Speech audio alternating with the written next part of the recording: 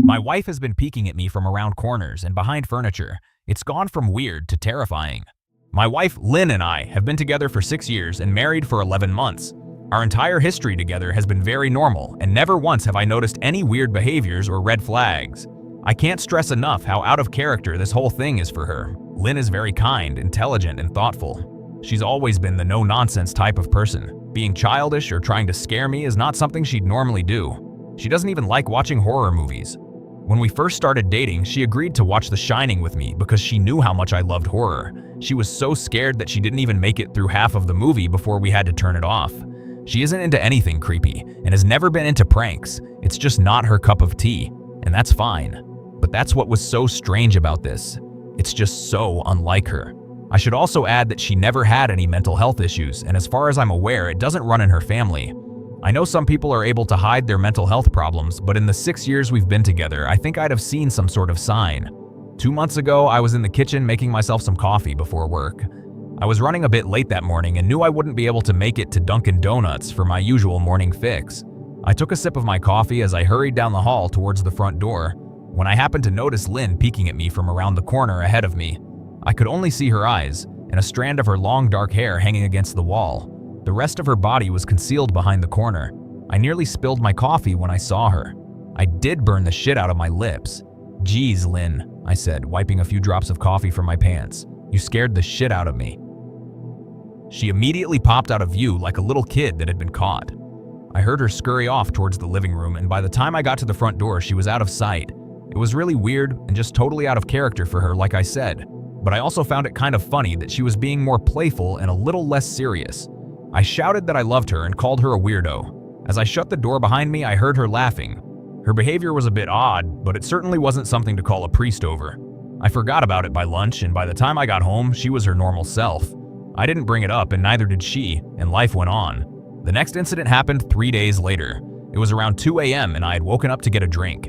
I was standing at the kitchen island, jug of OG in hand, when I felt a strong feeling that I was being watched. For whatever reason, I looked down at the floor and saw my wife's smiling face staring back. She was peeking at me from the other side of the island, staring up at me with wide, unblinking eyes and grinning like the Cheshire Cat. I screamed, I'll admit it. Not out of irritation, but fear.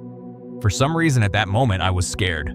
At the sound of my scream, Lynn scuttled backwards out of my view, her hands and feet smacking the tile floor as she hurried out of the kitchen on all fours. I didn't run after her or even yell after her. I just stood there frozen in shock, wondering what fuck had possessed her to do that. It took me a little longer than I'd like to admit to go back upstairs, but I eventually did. When I got to our bedroom, Lynn was lying on her side, asleep, or at least pretending to be. I stood there for a while, watching her breathing to be sure she really was asleep. I had the feeling she might jump out at me the moment I got into bed. But she didn't. I climbed into bed and she didn't even move. Her breathing was soft and deep, and I was starting to wonder if I'd dreamt the whole thing. The next morning, I waited for her to come down for coffee, and after handing her a mug and kissing her cheek, I decided to ask her about it. "What was that about last night?" I asked, keeping my tone light so I didn't offend or embarrass her. She frowned over her cup of coffee, shaking her head like she had no clue what I was referring to. "You were peeking at me again. From over there," I said, pointing to the spot on the floor by the kitchen island. She followed my gaze, and when she looked back at me, she burst out laughing. She laughed so hard that I couldn't help but join her. "You creep me the fuck out sometimes, you know that?" I said. She giggled and set her cup on the counter and wrapped her arms around my neck. "You creep me out all the time, so I guess we're even," she teased. We said our goodbyes and left for work. As I drove, I kept thinking about how creepy it had been seeing her grinning at me from behind the island like that, the sounds her hands made on the floor as she crawled away. I told myself she was just trying to be silly, just trying to join me in my love of all things horror. It's not like I was afraid of her, but it still didn't sit right with me. I started seeing her peeking at me more and more. Sometimes she'd be peeking out from behind the couch or living room curtains. Once she even managed to get inside her grandmother's old trunk that sits at the foot of our bed. I might not have even known she was there at all had the trunk's old hinges not given her away. She'd had the lid propped up just enough so that only half of her face peeked through. She'd been grinning like an excited toddler. It was unnerving. I didn't even know what to say to her. All I could do was stare. When I finally found my voice, I asked her why on earth was she doing this. She didn't answer, but she'd slowly closed the lid, shutting herself inside the trunk. I just walked away, feeling disturbed. I didn't understand why she was doing it, but it clearly made her happy. I just hoped she would tire of the game quickly. Lynn didn't peek at me for the next 2 weeks. I started to think she was done with her weird prank, and I was relieved. We were watching a show on Netflix one night, and I jokingly said that I hadn't seen her peeking at me lately, and that she must have given up on her spy game. She looked up at me with a small smile and said, "Maybe I've just gotten better at it." I didn't say anything, but I wondered whether or not she was joking. For the next few days, I couldn't stop thinking about what she'd said. Was she still peeking at me when I wasn't looking and I just hadn't noticed? And if so, what the hell was she getting out of this? I started to feel paranoid, constantly checking whether she was watching from around the corner or behind a door. I was jumpy whenever I was home and she wasn't in full view of me. I felt stupid and a little crazy, but after a few weeks without another incident, I began to relax. I stopped checking behind furniture and walls and told myself it was just a bad memory. Then a few days ago, things got so much worse. Lynn left to go to a friend's and I lounged on the couch and played a couple games on my laptop. Around 9 p.m., I hopped in the shower, and as I was washing the soap from my hair, I felt that awful feeling that I was being watched. I slowly opened my eyes and almost had a fucking heart attack. Lynn was peeking from behind the shower curtain, her entire head stretched into the shower, leaving just her body outside. Her long dark hair hung against the curtain, the ends dripping with water. Her mouth hung open in a terrible grin, eyes wide and red, as if she hadn't blinked in a while. I screamed and jumped back against the wall. She didn't move, nor did her smile waver. Her makeup ran down her cheeks in 2 black streaks. She looked giddy and completely deranged. I was fucking terrified. We stood like that for a few moments, neither of us saying a word. Finally, after what felt like forever, she slowly pulled her head back out of the shower, and I watched her blurry figure through the curtain as she moved backwards towards the bathroom door. A second later, the bathroom door slammed shut, hard enough to rattle the mirror. I screamed again and jumped out of the shower to lock the door. I stayed inside the bathroom for over an hour. Maybe I overreacted to some of you, but joke or not, I wasn't going to put up with the crazy shit anymore. That's what I kept telling myself as I paced in my bathroom, stopping to listen at the door every few minutes. Suddenly, I heard a muffled sound, and I pressed my ear against the bathroom door, straining to listen. I couldn't hear anything, but I envisioned Lynn standing on the other side of the door, giggling at her joke. I felt a surge of anger. I was beyond pissed at being made to feel scared in my own house and made to hide in the bathroom for an hour. All for what? Some joke? If it was a joke, it was an awful one. "What the fuck, Lynn?" I snapped. "This shit is getting really fucking annoying." I waited for her to apologize or to call me a jerk, but instead I heard a faint moan, so quiet I wondered if I heard it at all, and then complete silence. "Lynn?" I called out, not able to even hide the shakiness in my voice. I got no response. Just my own heavy breathing. "I swear to God, just fucking stop it," I yelled, pounding my fist on the door. I waited for her to cuss me out, something I would expect from me talking to her like that. I never screamed at her before. But there was nothing, just the occasional drip from the shower head. I won't deny that I was scared, too afraid to open the damn door and face my own wife. I waited another 30 minutes or so, which feels like a fucking lifetime when you're scared. Finally, I decided I wasn't going to spend the night hiding in my bathroom, so I got down on my knees and peered under the door. I almost expected to see her face peeking back at me, but thankfully I didn't. I could see straight down the hallway to the top of the stairs, but no Lynn. I didn't know if I should be happy about that or not. I looked for a few minutes, waiting to see her head pop up over the top step, but it never came. I stood up, my hand hovering over the door, and mentally prepared myself to open it. I slowly turned the lock with shaky fingers and was about to yank it open when I heard a sound that still makes me feel nauseous when I think about it. A moan, louder than before, but this time I was able to tell just where it was coming from. I turned my head to the closet door as if in slow motion and locked eyes with my wife, who was peeking out at me from the slight gap. Her eyes were still wide as ever and her mouth was hanging open in the most grotesque, gaping smile I'd ever seen. I didn't even scream. I was too scared for even that. Her hands were clasped to her chest, body trembling with sheer delight, as if she could barely contain her excitement. A short, raspy moan bubbled up from her throat, deep and raw, sending a shiver through my entire body. Somehow I found the ability to pull the bathroom door open and ran as fast as I could all the way down the steps, snagging my keys and phone from the table in the living room before running outside to my car. I could hear her shrill laughter behind me, but I didn't hear her getting closer. I didn't bother shutting the front door. I drove away from the house faster than I legally should have, shivering the entire time, either from fear or the cold. Maybe a little of both. I hadn't grabbed a coat or even a pair of shoes. I was still in my boxers and my hair was still damp. I drove straight to my brother Chris's house about 40 minutes away, ignoring any and every call and text I got. I didn't check my phone until I was safely parked in my brother's driveway. Lynn had called 4 times and sent a flurry of texts, all wondering where I'd gone and why I left like that. I threw my phone at the dash in a rage, furious at her nonchalant attitude. My brother and his wife were surprised to see me, especially dressed in just a pair of boxers, but told me to stay as long as I needed. Chris lent me some clothes and asked me what happened. I told him Lynn and I had a fight, but didn't get into the details. I didn't want him to think I was overreacting, leaving my wife over a prank, even if it was a strange one. I mean, hadn't I encouraged her for years to lighten up instead of being so serious all the time? I had wanted her to relax and loosen up, but this was definitely not what I'd had in mind. I tried to sleep on their sofa, but my brain wouldn't let me sleep. Every time I closed my eyes, I saw Lynn's face staring at me from inside the closet. Knowing she'd been in there with me the entire time made my skin crawl. She'd never left the fucking bathroom at all. Instead, she slipped inside the closet and slammed the bathroom door shut to fool me. The mere thought of going back home gave me anxiety. I tossed and turned, unable to sleep. Chris ended up giving me a sleeping pill, so I was able to get a little rest. My sleep was filled with terrible dreams. All of Lynn's smiling face. I woke up just as the sun started to rise. My sore body ached from the sofa, and I felt drained. I knew I'd have to call Lynn at some point, but I didn't know what to say to her. I wouldn't be going home unless she gave me her word she'd never do any more creepy shit. I just wanted my wife back. Her normal serious self never looked so good to me. I was contemplating calling her and telling her that when that familiar feeling came over me, I was being watched.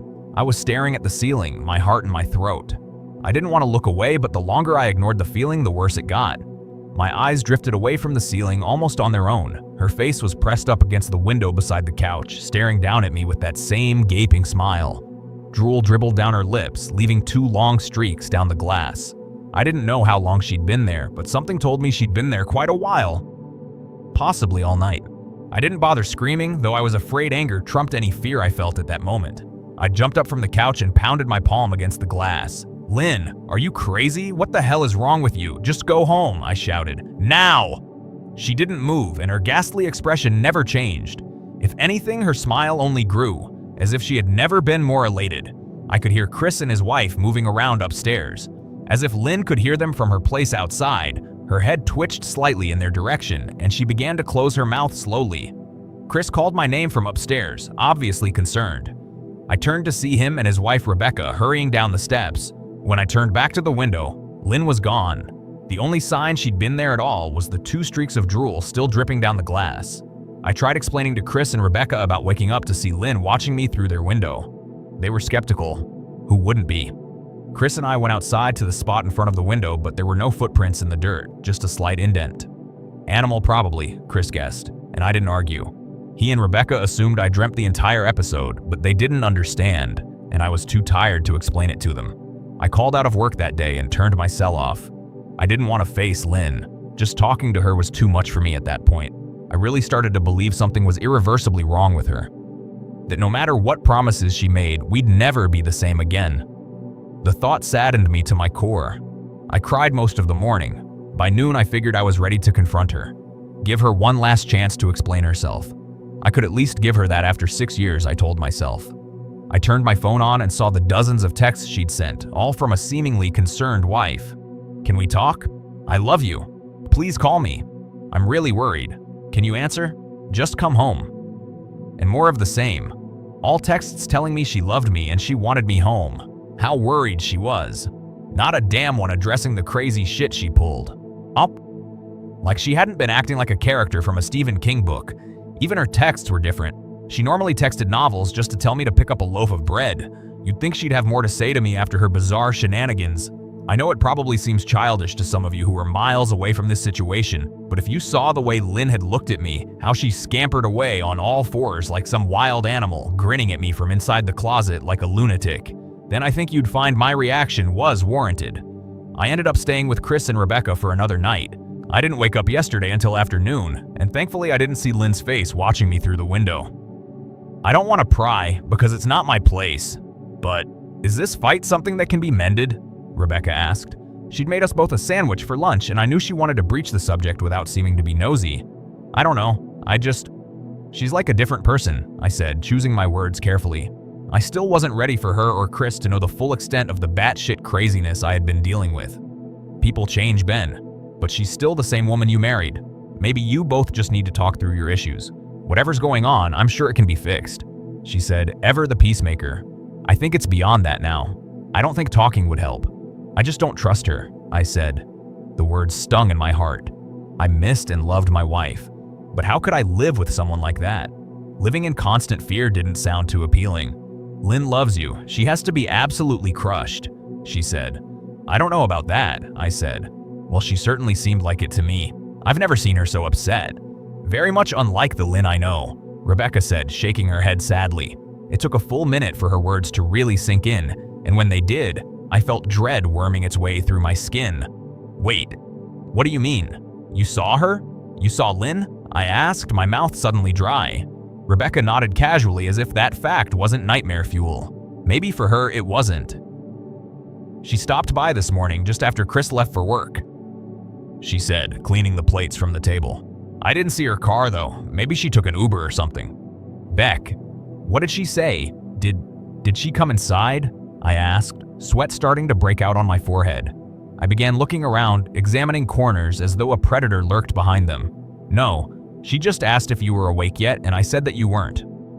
"I asked if she wanted me to wake you, but she said no, just said to let you sleep," she said as she washed the dishes.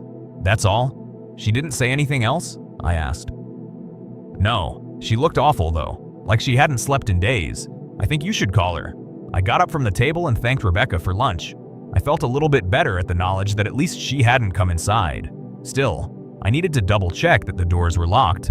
I sat for a while trying to figure out what to do next. I didn't want to go home, but I felt that I owed it to Lynn to help her if I could. Hadn't I swore an oath to love and honor her through sickness and in health? Clearly she was very sick. If she was sick, which I truly believed she was, I had to try and get her the help she needed. But I didn't even know where to start. I didn't want to call the police, and besides, what the hell was I going to tell them? That my wife was peeking at me? That she was being creepy? As bizarre as she'd been, she still hadn't committed any crime. Not yet anyway. The police would have probably said that I was overreacting. But this wasn't some prank. It felt wrong, dangerous even, like something sinister lurked beneath her smile. I knew as her husband I was well within my rights to have her committed, but what if she simply acted normal in their presence? She'd obviously been able to fool Rebecca into thinking she was just a concerned wife. As long as the doctors didn't find her a danger to herself or others, they'd have no choice but to release her after 72 hours. I felt lost and overwhelmed, so I did what any husband in my position would do. I called her mother. I didn't want to, believe me. Her mother, Marianne, and I were never on the best of terms. We'd never fought or anything like that. She just wasn't a very warm person and wasn't really easy to get along with. She hardly ever smiled, and when she did, only her lips would move into a thin-lipped smile, leaving her eyes as blank as before. She gave off this aura that felt like she was permanently on the offensive. I'd only met her twice, and both times were for such short visits. I got the impression she didn't approve of me for her daughter.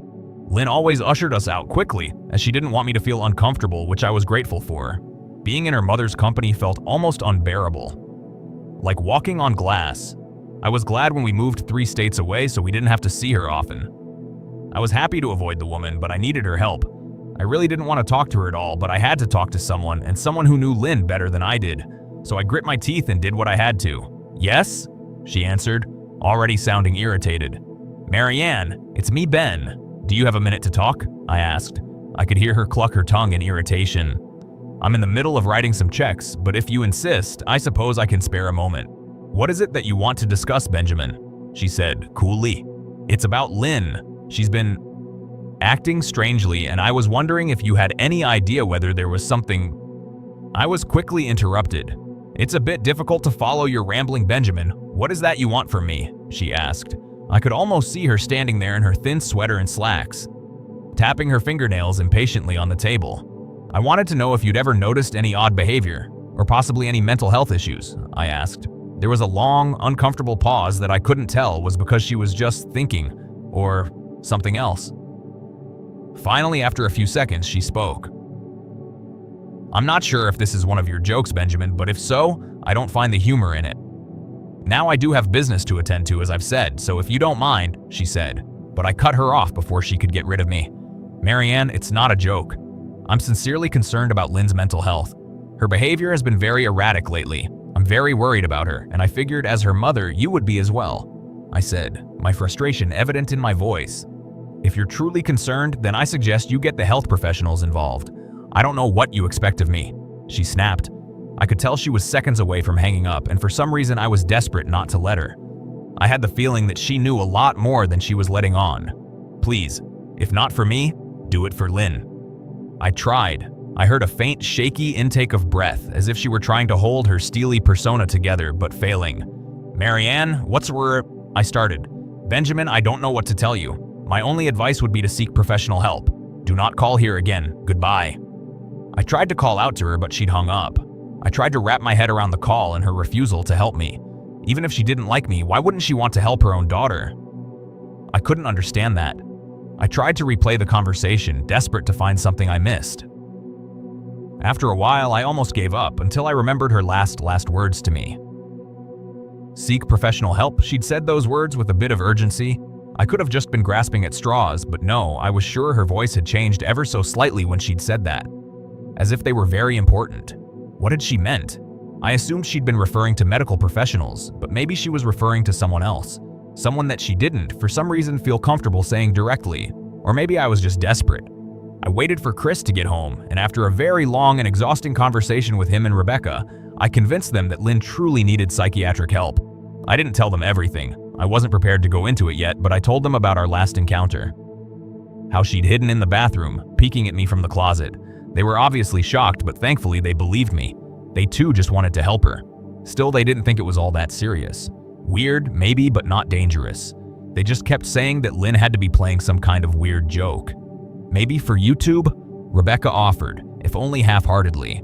Chris didn't think we should involve the police just yet. He offered instead to go with me, and I readily accepted. He reasoned that calmly talking to her, trying to coax her into going willingly, was the best recourse. I agreed to do it his way. At least I wouldn't be going into that house alone. We drove over this morning, just after breakfast. There was no way I was going at night. When we pulled into the driveway, my stomach began doing somersaults. Her car wasn't there, but I still didn't let my guard down. The front door was ajar, and for a split second, I thought we'd see her eyes staring through the gap. I was shaking and starting to sweat. Chris, however, was fine. He waited for me to open the door, his hands in his pockets like he was going on a fucking stroll through the park. I envied his ignorance. I pushed the door open and was immediately hit with the stench of rot. Chris smelled it too, and he walked in the house behind me with his nose scrunched up. "What do you guys use to clean the floors around here, shit?"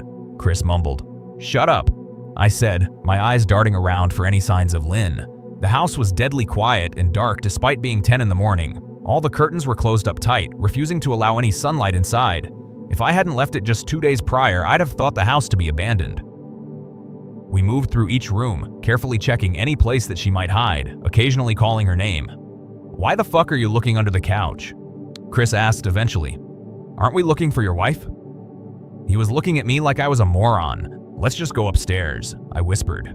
He shook his head, but followed me up the stairs to check the bathroom and spare bedroom. On the way up, my shoes crunched over pieces of glass that looked to be littered over a few of the steps. I noticed that one of Lynn and my wedding portraits that hung on the wall along the staircase had been smashed. The frame hung crookedly, all the glass removed. I stared at the picture, a lump forming in my throat. We had taken the photo just after leaving the church after saying our vows. She looked so beautiful in her white gown. I looked at Lynn's beautiful face.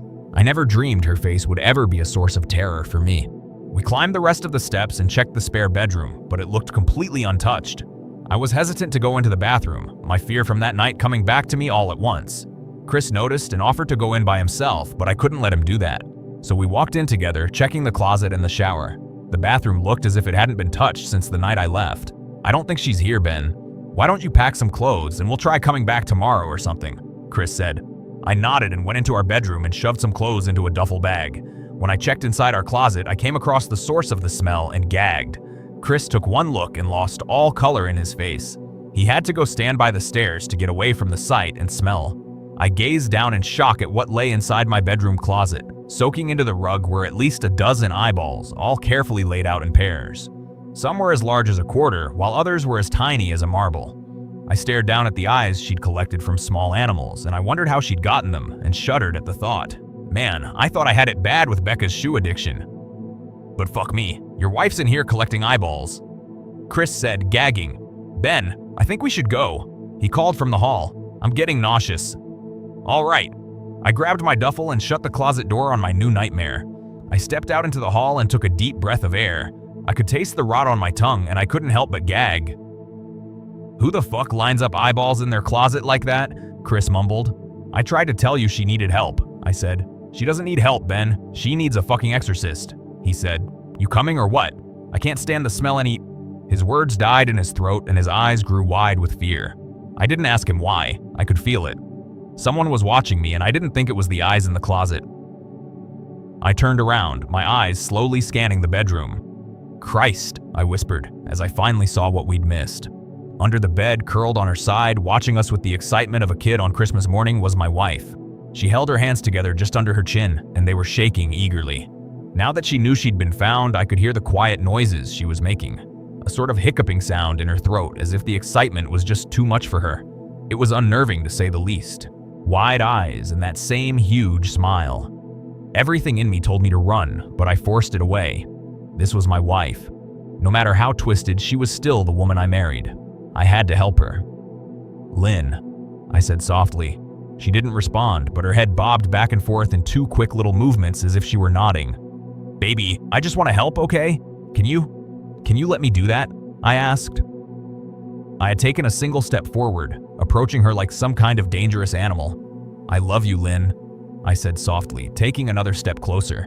She let a tiny moan escape her wide-open mouth, and I had to resist the urge to run. Her shoulders were starting to quiver, and her eyes grew as large as saucers. I crouched down so I could see her better, and immediately saw the blood. Her hands were covered in it. They trembled more the closer I got, as if she was barely able to contain herself. Lynn, are you hurt? You're bleeding, I said. She bobbed her head again, her bloody fingers moving up and down as if playing an invisible piano. They occasionally grazed her chin, leaving smears of blood on her skin. I wanted to recoil in disgust. The smell that was coming off of her was revolting. I could feel the vomit trying to climb up my throat. Her lips were dry and stretched thin, blood seeping between the cracks. I knew she wouldn't come out on her own, but I didn't want to leave her in the state she was in. I scooted closer and reached out to her. The excited hiccuping sounds got louder and her hands shook, fingers flexing. It was then that I could see the blood oozing from in between her fingers. Oh my God, Lynn, you're bleeding, I said. Instinctively, I reached out to take her hand, but before I could even touch her, her hand sprang out towards me. A sharp pain shot through my arm and I fell back on my ass. My arm burned and I could see the blood dripping down onto the carpet. I looked back at her in shock and saw her grinning madly, her fingers clutching a large shard of glass. You all right in there? Chris asked from behind me. I turned my head slightly and nodded to him, cradling my arm to my chest. When I turned back to face Lynn, I saw that her focus had shifted.